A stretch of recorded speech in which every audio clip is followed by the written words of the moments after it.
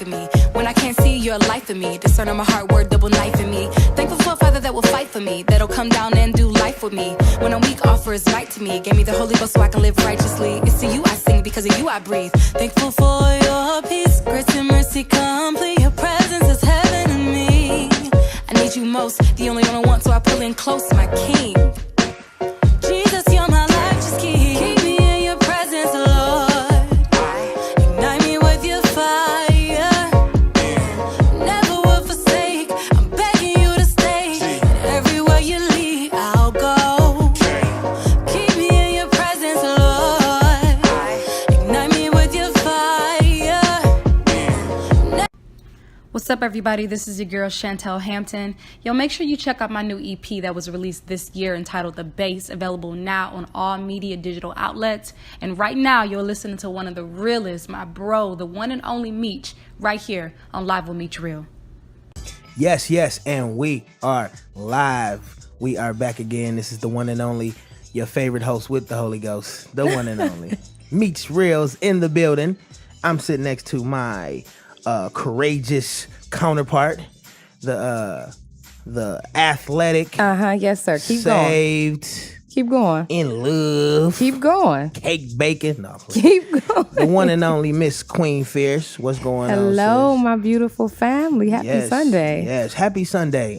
Man, it's been a lot going on. I have gotten over I was a little bit under the weather with my voice. I was listening to I think it was episode 7 or 8, I can't remember, but I was listening to myself and I was like, dog, I sounded terrible. I sounded like you a couple shows before when you had I had no voice. Yeah, it was terrible. So thank God, and we was actually just talking about it before the show. The reason I got a little sick is because, like I said, I love a cold pillow, a cold bedroom. I don't know, I just like it. You love a good rest in front of a fan. You asking for trouble. Yeah. So I just, I had an air conditioning on.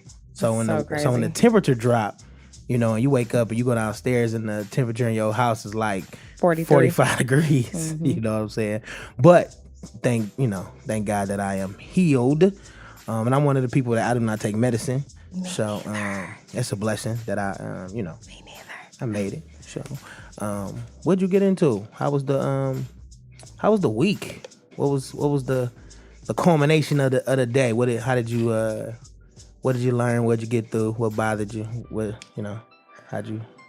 This week was different for me. I had so few clients at work that I was forced to rest. I was forced to be able to get back into my regimen of how I work out, how I study, and then go to work.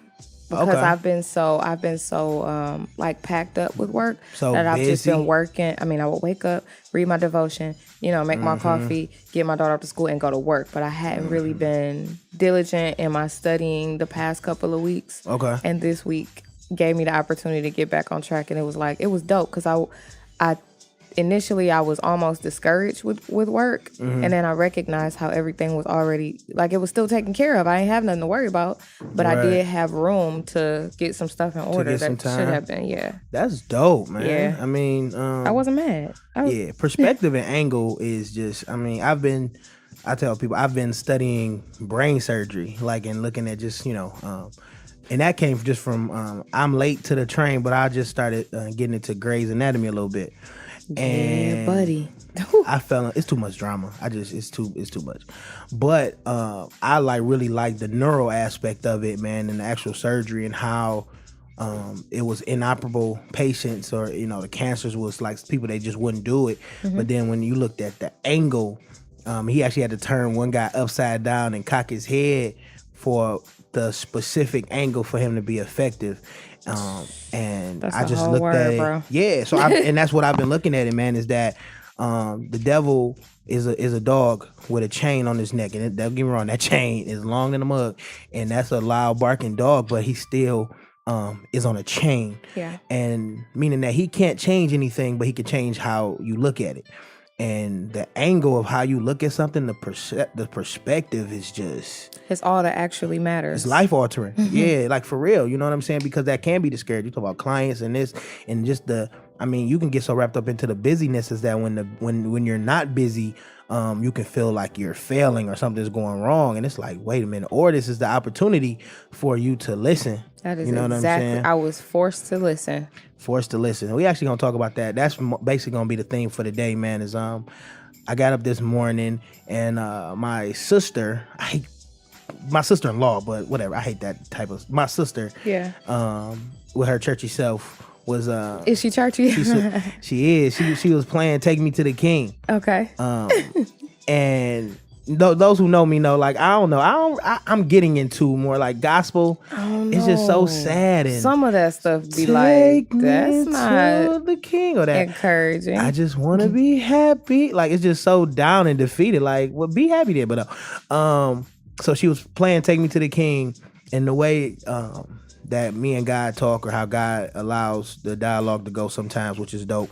I was outside taking out the trash, so I heard the song. I'm like, man, if y'all turn this churchy stuff off, turn on my man Rio 24K Andreas Blessed, the M3Z. I want to hear some Jesus from the streets or something. But no, so but as I was walking outside taking out the trash, I heard the song again in my head, like "Take Me to the King," and I was like, yeah, that's kind of the issue nowadays, is that take me to the source. You feel me? Because nowadays, man, we have allowed so many images and so many people to be the examples, or we try to be examples when don't come to me. I want to take you to the king. Like, I want to take you to the source. You feel me?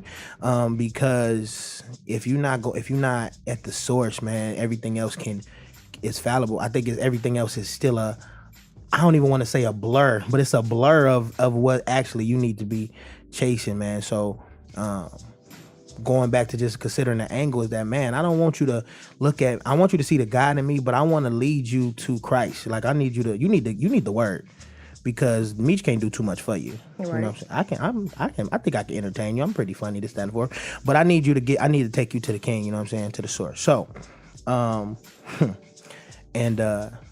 we haven't like officially, I probably need to talk to him about this, but so I thought that it was dope that I asked you all, what's the word and, what you hear at church. So I figured, instead of calling it Weltonisms, because I don't want to get sued. You got to ask him. Yeah, that's why I took him out of the picture. No, it's mine. Nope. So this will be something that I want to call, like, what's the word? So even though I did want to give a shout out to Pastor Weldon, New Life. Yes, shout out to the best pastor. To the best pastor. Outside of Jesus, I think Jesus was doper. I mean, just because of like the walking on water and stuff. And dying for our sins and riding. Yeah. And, But Weldon is dope. Like, it's I don't want to say close, but he dope too. Listen, he's amazing. I thank God for that man. So what was the word for today? What was the lesson? So look, I was just looking at some of my notes too. He talked about when to sow, and the title of the message was "I'm digging my way out." Okay. And he made references to Isaac in Genesis when he sowed in the land where there was famine, where you would think not to sow because the soil is dried out. How can I reap a harvest right here? Okay. In my lowest point in my life, like when it's hurting me to make the sacrifices I'm already making, you want me to give something that I don't have? But he did it, and then he talked about in a couple verses how he reaped a harvest that same year from that same land. Really? How do you reap you could talk to any farmer of any land and ask them how long it takes to reap a harvest. Mm-hmm. And what does the soil need to look like? That's real. I think that's actually, that's a healthy word, because sometimes if we don't see, like, no one has ever seen a tree grow. Like, you can't see it grow from a seed. You know what I'm saying? Yeah. It's so much that happens in the soil and that requires for this to actually grow as high as it is and strong as it is. And I think that's a dope word, because sometimes it's discouraging if you don't throw your seed in the ground and it don't just like shoot up that day, or sure won't, or that year or that month, and you like, oh man, so it must have been, it ain't fertile. Absolutely.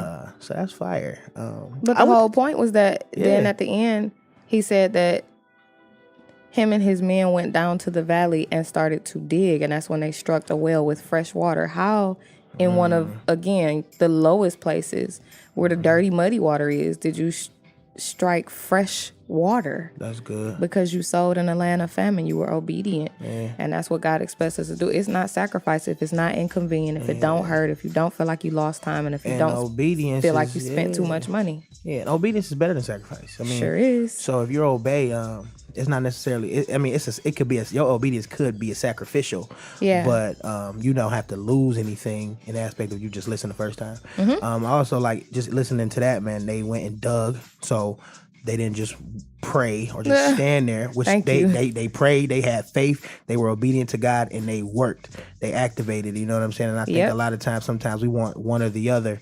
When God even came not to destroy the word, but to complete it. So it's a lot of things we're asking when we have halfway pursuits. So you got to have that faith. You got to have that belief. You got to have that relationship with God to hear that communication so you can be in the right position. And then you got to get your hands dirty. You got to. Do you think they had shovels then? Did they have shovels? If they, I'm pretty sure they was on their hands and knees digging. I know. I've had to.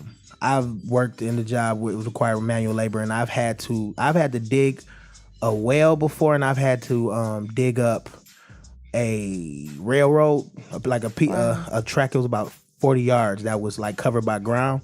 Let me tell you something about digging. Whether you use your hands or a shovel, it is work. It's work. So that was a dope word. Shout out to New Life. I went to church. Thank you. I went to church today. Which is a big deal. Everybody should celebrate me for going to church. I wish we had the applause. Yeah, because I told God, like, I'm going to do this for you. No, I'm playing. No, the word was actually in Haggai. And like I said, y'all should just go read it. It's not it's a very short book. So just go read it.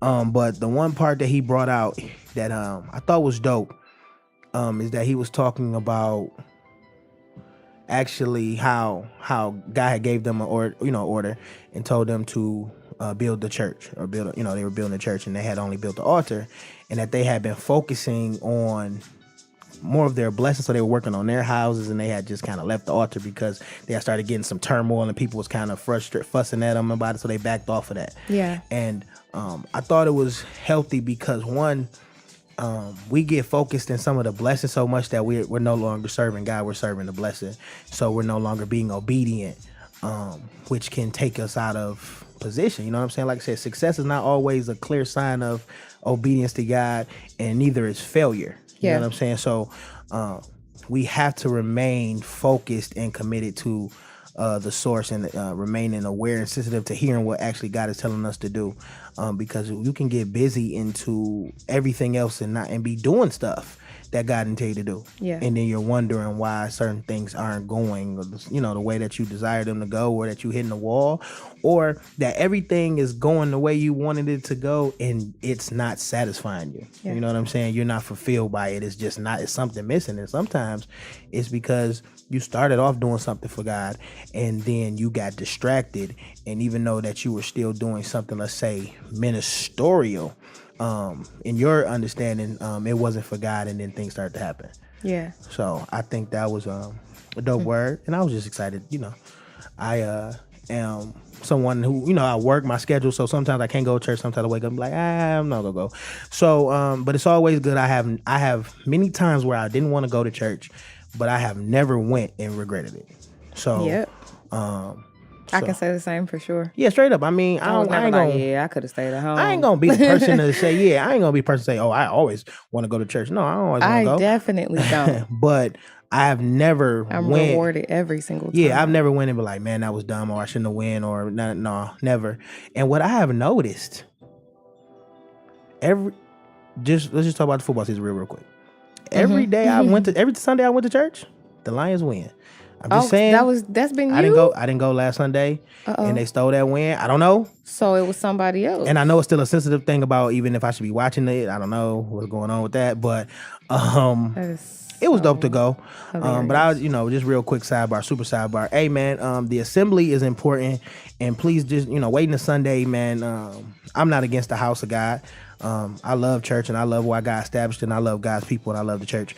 But man, take advantage of being able to assemble all through the week. We have social media, dog. You can have chats, live chats, over the phone, text, man, chat groups, video conferences. It's just so many ways to assemble, man, and to sharpen yourself and to be poured into and encourage yourself, man. Don't wait till Sunday. Take advantage of all this dope technology to assemble and grow in the faith and just grow in God. Like, it's one thing to read the Bible, but it's one thing to gain an understanding of the author.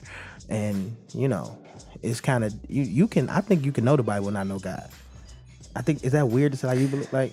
I think you could have read to know something is different. Yeah, I think you could have like regurgitated, or like you can, like you can memorize the scriptures and all of that, but that doesn't mean you have a relationship and he's on your heart. So, yeah, I mean, that was dope to me. So, I really just wanted the whole, like I said, the whole theme of today. I really just want, with all of the distractions and everything going on, I don't like using scare tactics like, somebody died, or we had this situation. That's why you need Jesus. No. I just feel like that you have to get back to the source, because we are all mere. We're not him. And no matter how dope I'm trying to be and how hard I'm trying to be an example for God, I cannot communicate his dopeness. And I'm not a middleman. I need you need to meet the source. Yeah. Because that's how your heart changes. I also, when I was in church, I was sitting, I was like, man, I think we introduce religion so soon and relationship never. And this is why so many people are rebelling, because they think relationship never, huh? Yeah. I mean, think about it. You can go to church for 20 years and never have a relationship with God. And it's because we think that church is God. That's why when people get mad at a church, they get mad at the body. You know what I'm saying? So I think that that's one of the things that we have, So I want to, meet God, dog, because church and just anything that you do on a regular basis can become annoying, because people have personalities, people make mistakes. But once you're connected to God, like the Bible talks about, can't nobody destroy that connection. You know what I'm saying? So you can have a false teacher, and you be like, hey, I might have to leave this church, but I'm not leaving the body. I'm not leaving the faith, but I can't come to your church. Or I can't come to, I can't assemble with these believers because they're not right. Yep. But I'm not going to despise the assembly of saints. So really, man, it's just really get back to the source. I want to give a real quick shout out to my son. Which one? Carter. Hey, Carter. The oldest. Yeah. Y'all gotta go check out the show. It's up now, man. He's been talking about that show since he's been on it. And I'm really proud of him. Even in school. You know what I'm saying? Like, he's just That's so sweet. It kind of encouraged him. And he's telling people now he's doing, he did a podcast. And so we just been going through the move, a lot of the conversation. What that did for his confidence, though. Yeah. I love that you did that for him. People can't go where they can't see. And showing kids things, man, that's why you got to protect your family, protect your eyes too, man. That what you see, you can begin to imagine yourself being there, and that's good and bad. So I've really been trying to show my children something different. So I've been excited. I was excited about that. He really encouraged me. What did he say to me? He said something about, Daddy, I'm gonna be on green all week so I can do it again. Like, I don't know. It just gave him something to shout out to Carter. Fight. So shout out to my little boy. Absolutely. So let's it's a lot going on, and we actually fell off a little bit for it, but my favorite segment to keep it moving. Yeah. So it's a lot going on, and I ain't gonna talk about everything y'all want me to talk about. But no, so we I had to touch on some stuff. It's been a lot going on. Like, yeah, it has. No, for real. To the point where you want to turn the TV off. Like, I barely turn my TV on. It's oversaturated, man. Yeah. But you don't turn the blinds out. So real quick, we the first thing, O.J. Simpson, he walked out of a Nevada prison after 9 years. Which okay, we won't break into it, but I'll say this. Outside of the conspiracies and whether this, that, and the fourth, I think it's crazy that he went to jail for stealing his own stuff after what he got off of. And then I saw him writing a book and all of that. I kind of believe that I think the guilt was like he wanted to go to jail. I don't know. I mean, I don't know. It was just weird. I'm like sure they treated him well. I can't say so? It was, man, what? Because he was the Jews? Yeah. You think so? Who gonna treat O.J. Simpson bad? Or the Naked Gun? Tell me that. Or the Naked Gun movies or whatever. But he's free. I believe if we're gonna have a judicial system and send people to prison, I think the one thing that we can do is once they're convicted and they do time when they get out, we give them some kind of a chance. He couldn't like babysit my kids or anything like that. Absolutely not. But I mean, that's as interesting as it is. Whatever. So now everybody saw what happened last week. We had our president jump on Twitter and it caused the uprising with NFL players. So this week. Only 11 NFL players stood up for the anthem in the week 4 game, right? after last week, it was 180 NFL players that either sat down or they knelt. Now, the 49ers this week, actually, 30 of their players took, kneel for the national anthem, and then the rest of the teammates stood behind them, just to show the solidarity as they stood for the national anthem or whatever. And I had to talk. So that's Cap's old team, Kaepernick's old team. And I wanted to touch on it a little bit because it's so many narratives. It's crazy what this conversation has become. It is. And what's interesting is how many sides it has. You could just tell where God isn't. You know what I'm saying? And because there's so much confusion, that God can't. He's not a part of it. And I think that's one thing of us getting back to the source and understanding what's going on and why this stuff is happening. But the first thing, man, we live in a trendy country. I mean, just generation. Like when there's something trending, the world cares. And I was really surprised to see. I wanted to see how many people were going to actually do this kneeling thing. I actually got a friend of mine. He knows somebody that took a picture. They had played the national anthem at his job, and he sat down in protest, which was hilarious to me. He sat down at work. Yeah, and then this actually at a PAL game, they played the national anthem, and some parents sat down, and I heard one parent telling their kid to kneel, and I don't know, it was like super funny to me because I think we're losing sight of the issue. Exactly. Initially. So while I don't know, it's really complicated because there's so many agendas, and you don't want to say anything to get sucked up in one of them. So, man, just speaking as a man of God, as a believer, and we live in a country that I respect anybody who partakes in any kind of peaceful protest, whatever you decide or whatever you feel is right. My only issue, or what I would like to speak on, man, is that I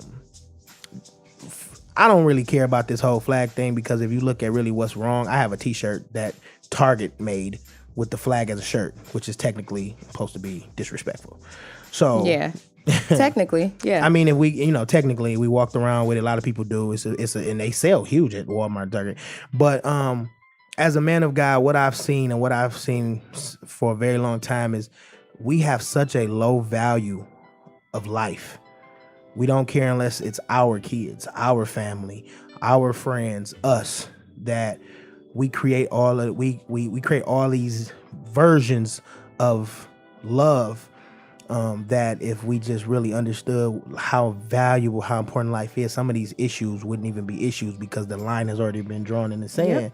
Yep. And I think this is a life issue. You know what I'm saying? Like us kneeling and I'm just ready for change. You know what I'm saying? Like, I have a friend of mine who has been going to abortion clinics. I got other friends that's going to schools and mentoring, and it's just so many things that we need to value, that it doesn't matter whether a white man is the enemy or did this thing, or the black man. We got to care about life again. Yeah. Like life got to matter to the point where there are things that entertain us and that we enjoy that we can't do anymore because of what it does to life. You know what I'm saying? Like it's kind of hypocritical for me to be mad at a white man who hates me when I can drive down a neighborhood and get mean mugged, or a group of cats can stand in the middle of the street and will legit not let an old person drive past because they're congregating. Not that they praying or they doing anything or they're trying to help somebody else cross the street, but just being because inconsiderate and selfish. So, man, so I'm really one of the people, man, because like I said, as a man of God, and that we're supposed to value all life. I think that if life becomes a priority, we can begin to have these conversations. And at the same time, it's hard to fight for peace without Christ. Like, I don't see how we can find a not clear it's hard, cut. it's impossible. Thank you. It's impossible just because there's no clean outside of, like, where's the clean cut right and wrong without the gospel? I always want to ask people that, like, what's right without God? You want to know my take on it, though? The whole kneeling, the everything. I just don't believe. I mean, I know for a fact you can't pledge allegiance to more than one thing. And as a woman of God, I've never pledged allegiance to the flag. I mean, we were brought up in a home where they were like, you can stand, but if you put your hand on your heart, and start saying it. That's funny. I remember preschool used to have to do every morning. We had to stand there. Allegiance to more than one thing. That's wild. So you want me to pledge allegiance to a flag? Yeah. Well, no, I'm sorry, to the United States. Yeah, pledge allegiance to God? I can't. Because you can't have more than one master. Those are completely incomparable. Yeah, absolutely. See? So, I mean, so there's so many, and that's what I'm saying. There's so many narratives. Like so where is this going?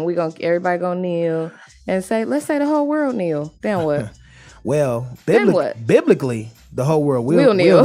They will bow. It's coming. But yeah, man, I think that, so anybody who's listening to this, one, don't let the anarchy or the rumors of anarchy or the rumors of this stuff, you can't allow it to create fear in you. Mm-hmm. But you have to understand, man, that you can't handle these issues without God. We're trying to find every other solution without God. Yeah, without the Father of peace. These things, man, are rooted in sin.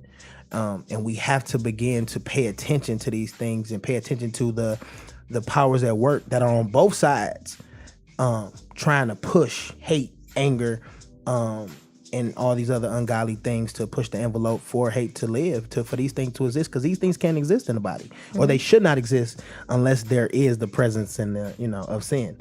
So not to disregard everything that's going on. I'm a black man. When I went to college, nigger was written on my door for months. I've been spit at. I was a chairperson for 9 years at my plant. I've had meetings with regional directors, and they've walked in and assumed the white employee was the chairperson. Not you. So, I mean, I've been in those things, and me personally, I know how easily divisive those things can be to make me hate a person versus the sin. You know what I'm saying? Yep. And because then that changes your perspective. That changes the whole lens of how you view everything and how you go after everything. And then you can there are believers who are walking around in hate of other races because we have gotten away from the source, and we start to fall in love with these idols who are good people, or these people with these agendas, and we begin to pick sides, and we forget what the word mandates us as people. So this is a time where you have to really get back into prayer, man, and so you can hear actually when everybody's talking, you need to be able to decipher God's voice in the noise, so that you can operate. Because this ain't easy to move in this type of stuff. Mm-mm. You know what I'm saying? People can lose their jobs. Like I said, I won't say, brother, don't kneel if you hear it at work. But then if you get fired, I don't know. It's just weird. I don't know.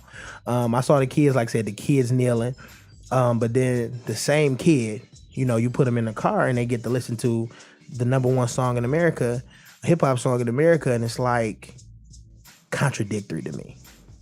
You know what I'm saying? Because most of what's going on nowadays is because if I want my son to stand for something, or you know what I'm saying, if I want to say that people matter, and that I should be able to live in a country where I am not the enemy for no reason, that I shouldn't be murdered, and proper justice shouldn't be served, and this, that, and the fourth, then I have to build my family up in a place where certain things aren't allowed. And I mean, even certain conversations, you know what I'm saying? So that means the music I listen to, the things that I condone, has to be changed as well. Like, it's a whole, so I really it's a whole lifestyle.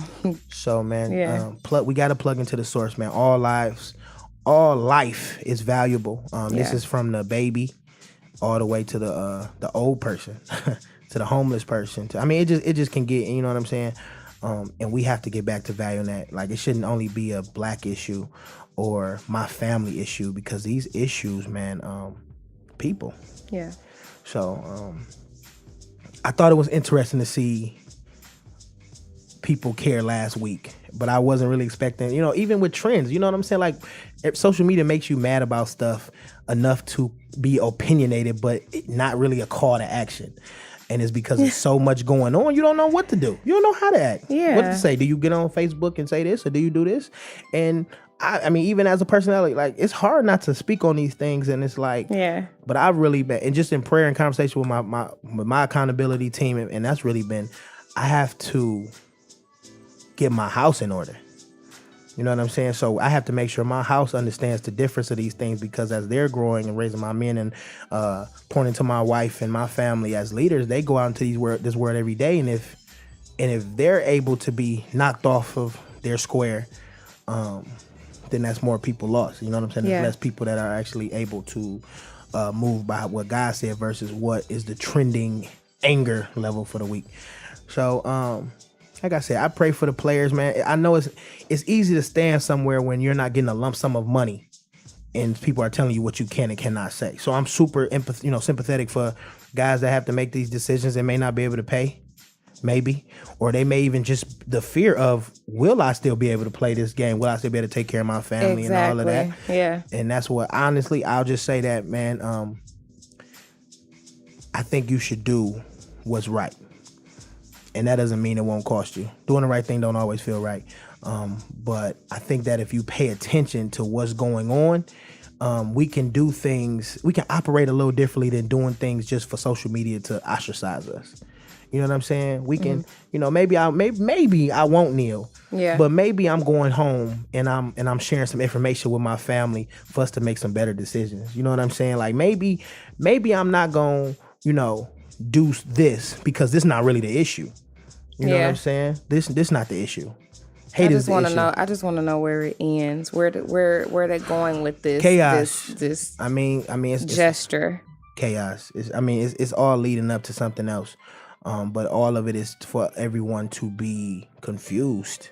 I think, in a couple more weeks, everybody will forget about it like they forgot about the Jay-Z and Beyonce fight in the elevator, and like they will soon fully forget the What the Health video. We had some real strong vegetarians and pescatarians, and then because it's not a sincere lifestyle for them, it'll fade away. If a television show is what makes you care, when they cut that show off, you'll stop caring. Exactly. That's why valuing life has to become a lifestyle. Exactly. Like legit, like in my home, things are more important whether or not it is played on television or not. We gotta pay attention. We gotta care what's going on.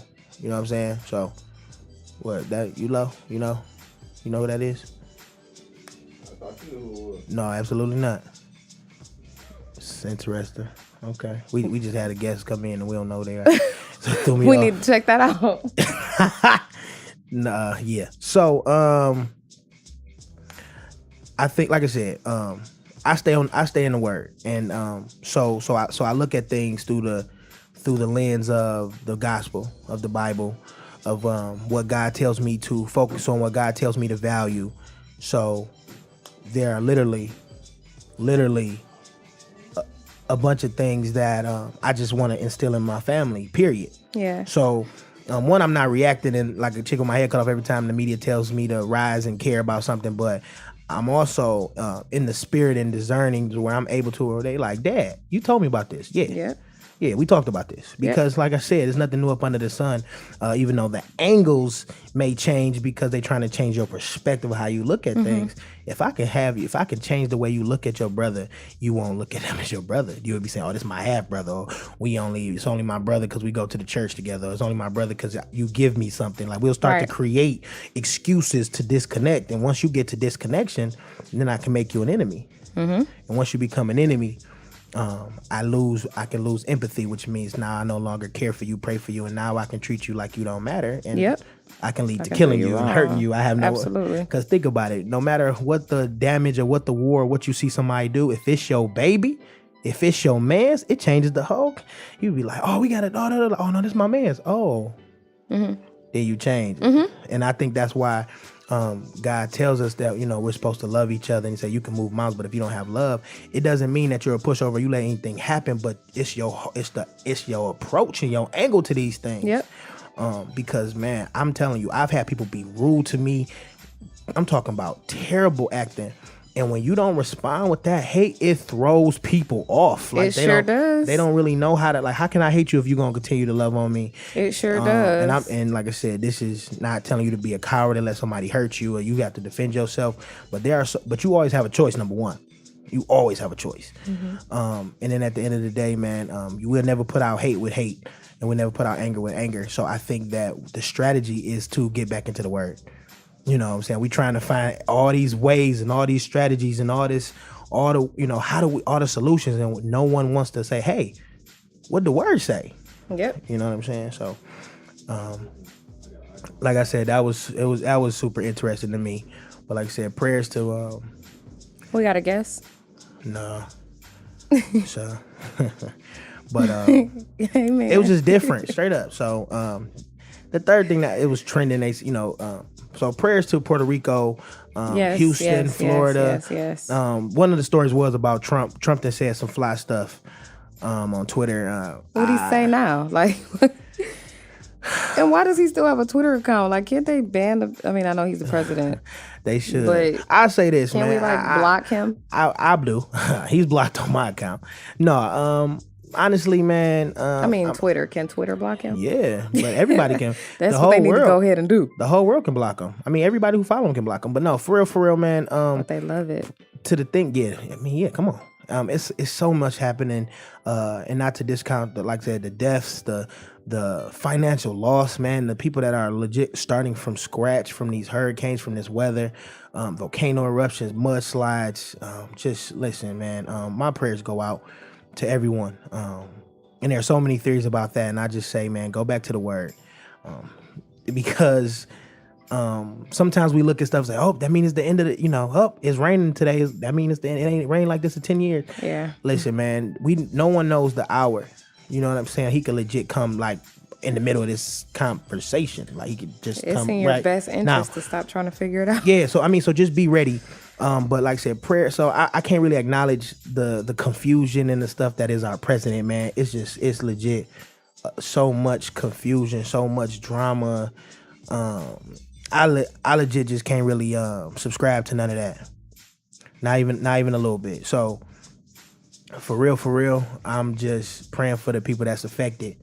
Yeah, I'm legit just praying for the people that's affected, and I'm ignoring anybody who is an agent of chaos or confusion. I just really can't. Yep, that's the bottom line. Whatever your title is, if you are an agent of confusion or foolishness, man, I think it's a blessing that I can control the world, even if it's not the real world, but the Twitter world or the Instagram world. I can legit block you and you no longer exist. But I pray for you.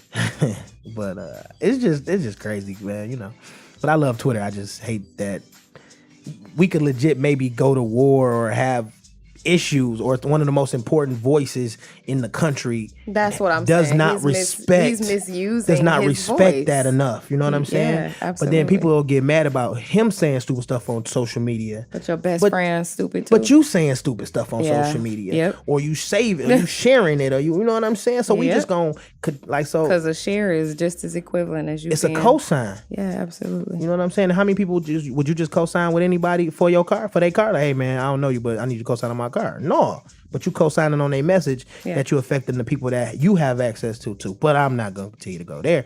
But yeah, so that's what's going on in the world, man. There's a lot of other different things. More NFL players wearing anti-Trumps. They said Jay-Z had a Kaepernick. Yeah, whatever.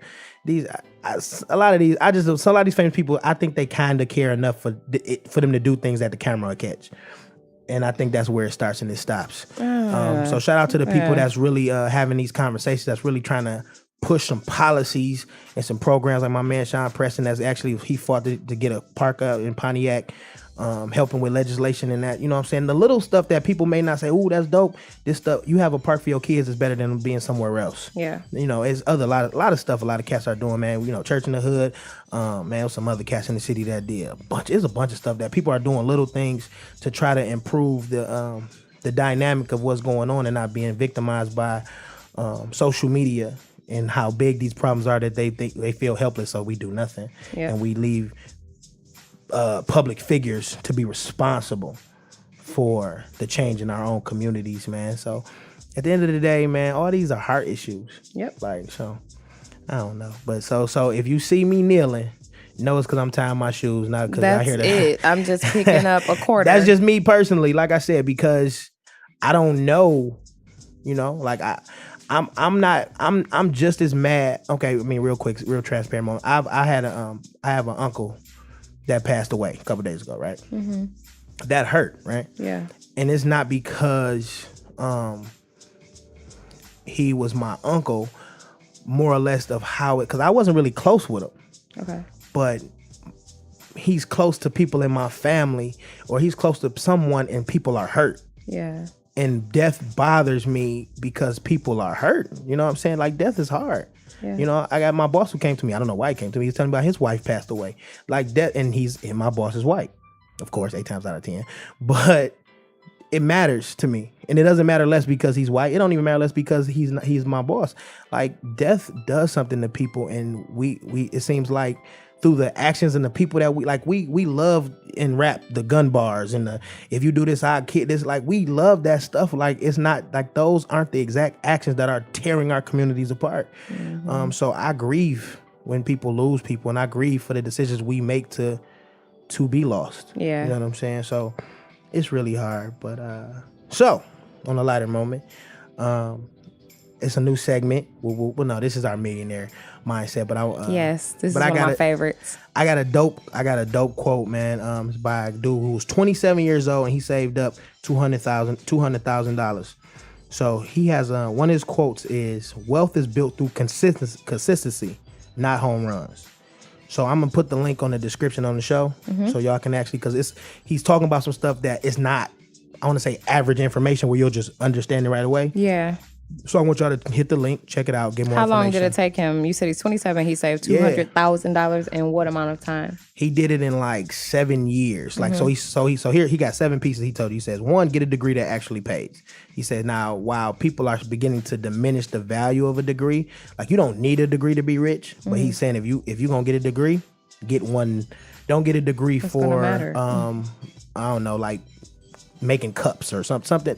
I mean, you know what I'm saying? I don't necessarily making cups because people making money making cups. I'm just saying that don't look into the industry. Degree. Get into it. Yeah, look into the industries. What's coming up? What's falling away? You know what I'm saying? So that you have a piece of paper, because you're gonna gain the debt.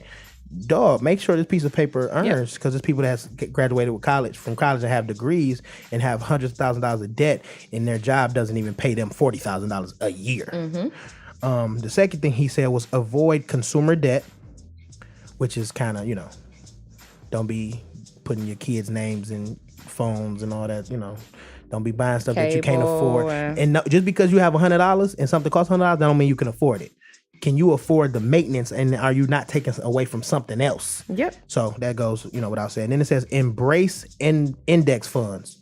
See, so that's why y'all need to click the link. Because we don't know what index you feel funds me? Are. But you can learn. But I want you can only learn by reading. Yes. Then you can actually get knowledge, then wisdom, apply it, then you dope. Then you can tell everybody, I was listening to Live with Meech Real, and now I'm a millionaire.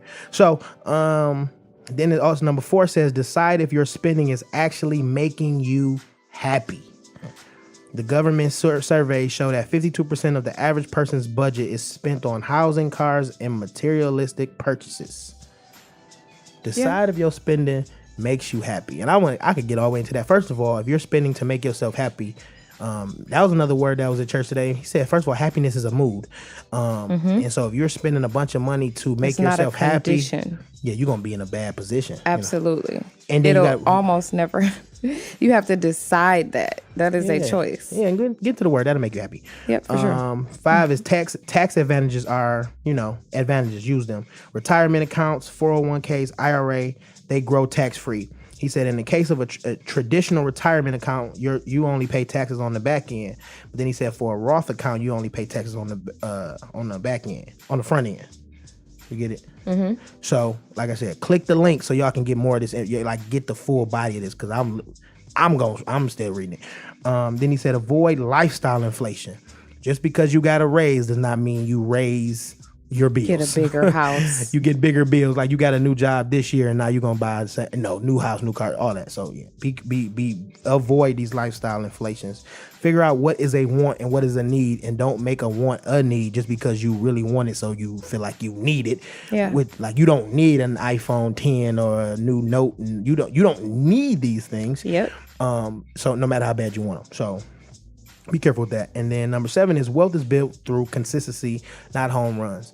If you are looking for a lump sum, this is the one thing. There are people who have lump sums, who've gotten lump sums of money, and they're broke.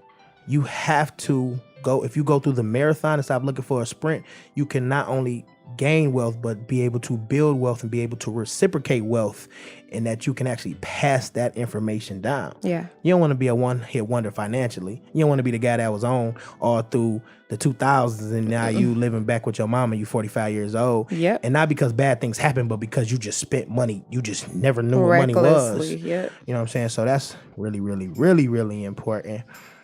So like I said, the descriptions are in the show. Check them out, read them. Click on the links to where I got all this information from, and really read this stuff, man. There's so much information out here to actually boss your life up and help you. Now, real quick, I got a question for you. Okay. Dear Mr. Christian. He sent me like, I love these. He said, hey, I love God, but I'm always promised money by prophets, but I'm broke and I don't see a way out. Okay. So, okay, what's your take on it? How you feel about prophets and money and all the promises and all that? Okay, so the thing about God is he desires wealthiness and riches for all of his children. Okay. But God is so smart and he's so strategic that he recognizes who to give what to.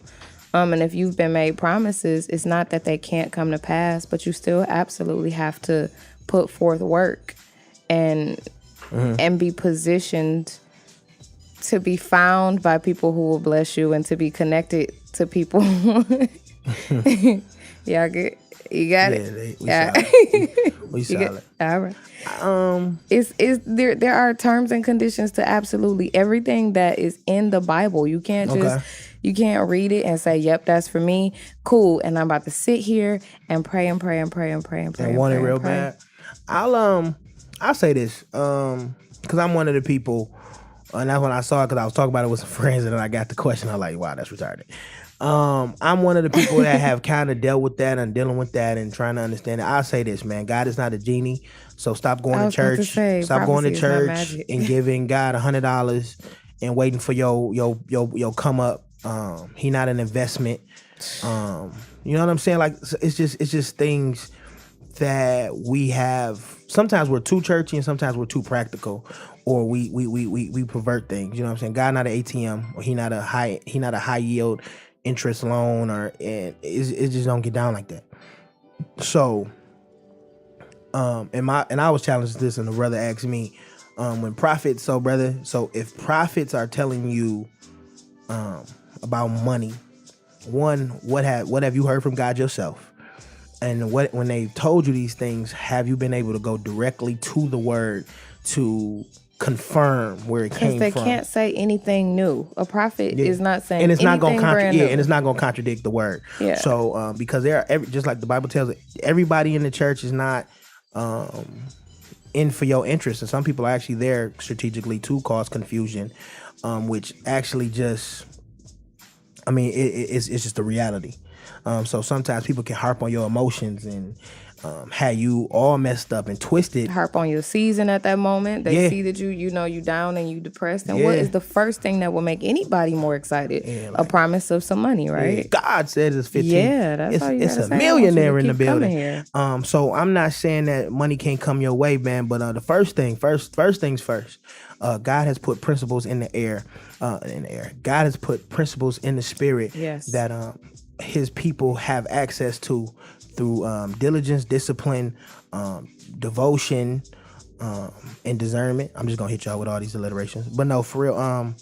I would first say, man, you need to find you some personal time every morning and start praying and talking to God and asking for information. Start reading the word, trying to get some direction, and then practically, I want you to get a notebook and write down your expenses, because you said you broke. So write down what you paying for, what do you need, how much are you paying for your needs, how much, and what options you have, what can you start to do better with, you know what I'm saying? How high is your phone bill? How much are you paying for cable? Do you even watch TV like that? How many times do you go shopping? You start to look at some things that you may be over consuming in, and then start looking into ways to make better decisions. On top of that, and I felt like this too, so I'm talking to myself as I'm talking to you. You're not, however old you are, you're not too old to go back to school, learn a skill.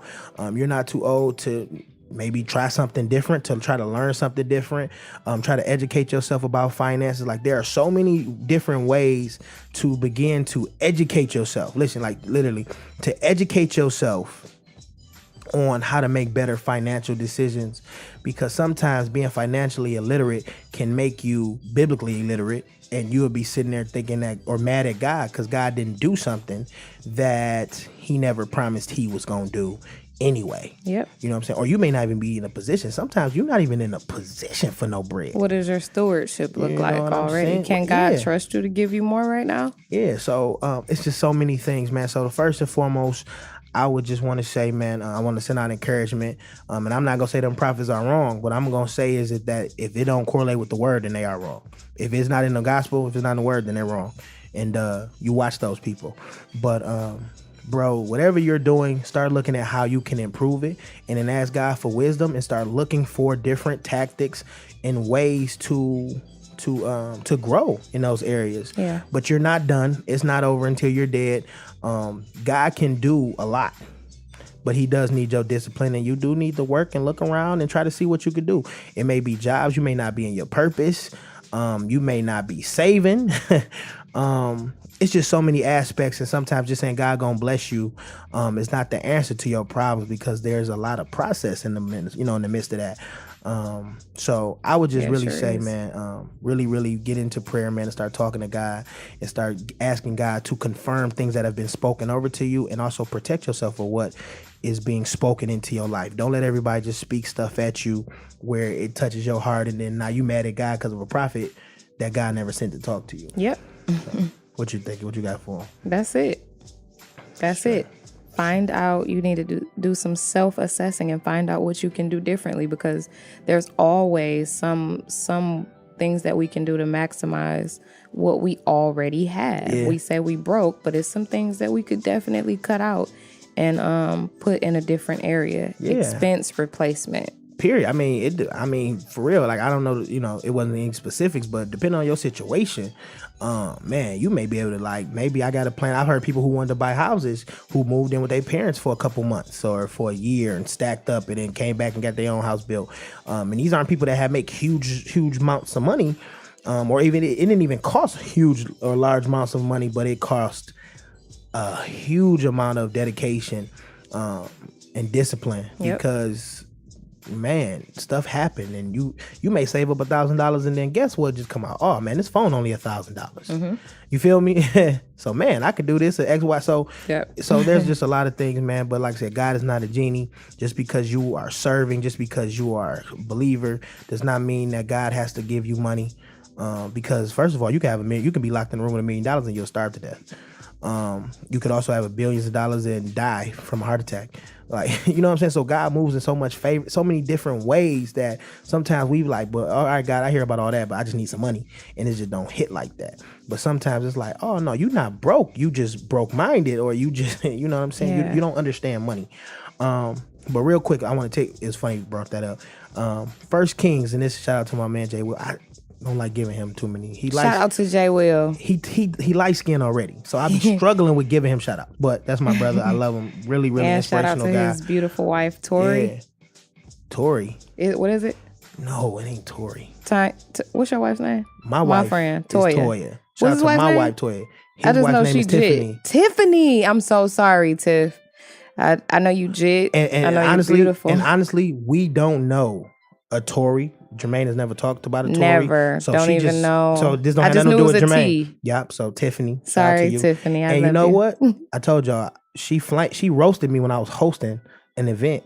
I was at a community service event, and what did she say? I said that my voice kind of sounded like God, and she's like, she think God's voice was deeper, like just randomly savage. I thought she was my friend. But no, she's honestly, dope. She don't know the Holy Spirit. No, I'm just playing. I love it. That's my family. So no, he actually taught about this. And she a cold jitter. That was she what I was saying. Yeah. So in the Bible, he actually taught about this, and we was talking about it too. Is 1 Kings 13. Just read 1 Kings 13. It's talking about an old prophet, and it's funny going to that. This old prophet was basically trying to test this prophet that had did his work and said, I couldn't eat I can't go home and eat with you. I got to go back on my business. So the old prophet came to him and said, oh no, the angel, the Holy Spirit told me to come, angel told me that you going to come and eat with me and all that. And he went. And after he ate, the prophet went back onto his mission and the lion killed him. He lost his life because the old prophet, you know what I'm saying, wanted to see if he was for real. And because of this man telling him a title, he went off of what God had already told him to do in his assignment. So you have to be careful from what a person's title, whether it's mom, dad, this, that. You have to, if anybody is offended because you fact check what they said to you with the word, then they not in the spirit. That's so good. Straight up, because like I said, this dude lost his life because he and I'm a person, I respect off. So if you tell me you're a pastor, I'm not gonna come for you. But now that I've gotten a little older, just because you say you're a pastor don't mean I'm not taking notes on your lesson and I'm gonna go home and read the story in the Bible for myself. Find out for myself. So you have to go back to the source. There are some amazing people. There are some amazing examples out in the world. But at the end of the day, if your faith is in that person being an example, when they let you down, you'll lose attachment to your faith. So you have to go to the source. God is the source. The word is the source. So when you see the believers beating up their wife or cheating on their wife or acting reckless and doing all this terrible stuff, you be like, man, that's crazy because he was a dope pastor. But the words say that's wrong, so I know he wrong. Yep. But the faith is, but God ain't. You feel me? Yeah. And it's just, and for real, it's a clean cut way to be able to discern when people are trying to take advantage of it. I thought it was so cold-blooded that because he was being nosy, the old prophet was being nosy because there's another prophet that came and gave a word and, and God moved and he wanted to check him. That dude lost his life. Yep. And add on to the fact that this old prophet was still moving in ministry and like ordaining people, and he was out of season. He wasn't even a prophet, so which is also happening. So a lot of people, man, you just got to be careful. Fact check these people with the gospel. That's 1 Kings 13. I want y'all to check that out. Please read it for yourself. Matter of fact, that when the show come up, the description will be on here. So I want y'all to start learning about money. So I appreciate y'all. Yes. Sis, you got a PowerPoint today? It was dope. Hey, you got one? I always have one. Right. I can just freestyle all day long. Go ahead. We're going to go off. It's our PowerPoint moment of the day. It's super simple. You are what you eat. So I need you this week to self-assess. What are you choosing to digest? What type of appetites are you creating? And based off of what you crave. If you crave to watch more TV, or if you crave to watch certain types of TV, have certain types of conversations, read certain types of book, eat certain types of food, be around certain types of company, it's because those are the appetites that you've created for yourself. That's dope that you just said that. I got a homeboy who I said it. He was talking about working out, and the way he was talking about, he like, hold on, let me get a calculator because he create programs, and we're gonna give y'all some more information about this dude because he dope. Mm-hmm. And he sounded like I'm like, who need a calculator for losing weight?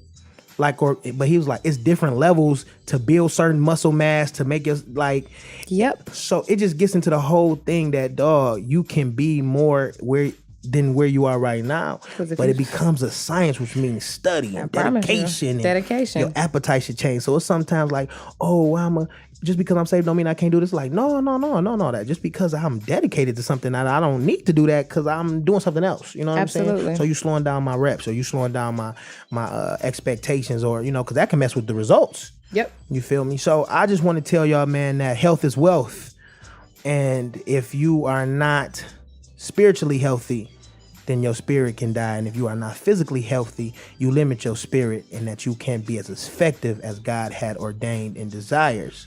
So don't be halfway nothing.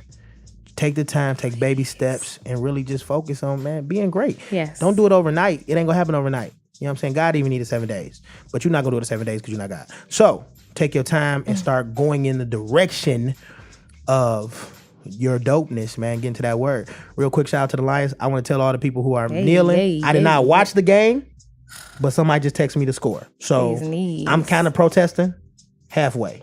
Because I love sports. I'm just playing. Hey, man, peace and love. Love somebody no matter what shade they are in them, no matter what they can give you. But you be a blessing without trying to get one. Peace and love. Can't wait for y'all to hear from us next week. Yes, next Sunday. Thank y'all for listening to Live with Meet Real. Peace out. Love y'all. We out. Yeah.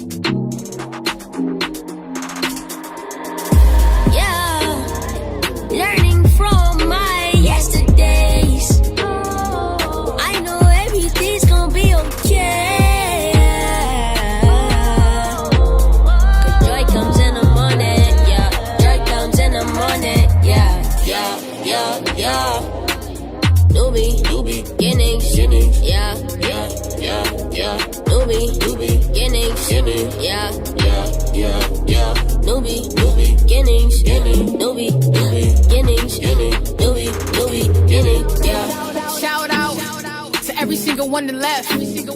And I'ma be honest, if it didn't happen, I really wouldn't be myself. See, I realized that those lives and those lies that come and go help me to grow, help me to know that I can't make this up or make this luck. All the happenings that happen, all the factorings that factor to get to the sum and balance things out, there will be subtraction. And it's okay to work with fractions. And you must know the right numbers to round. But there's only one denominator that will be down. Yeah, learning from my yesterdays. I know everything's gonna be okay. Cause joy comes in the morning, yeah. Joy comes in the morning, yeah. New beginnings, yeah. New beginnings, yeah. New beginnings.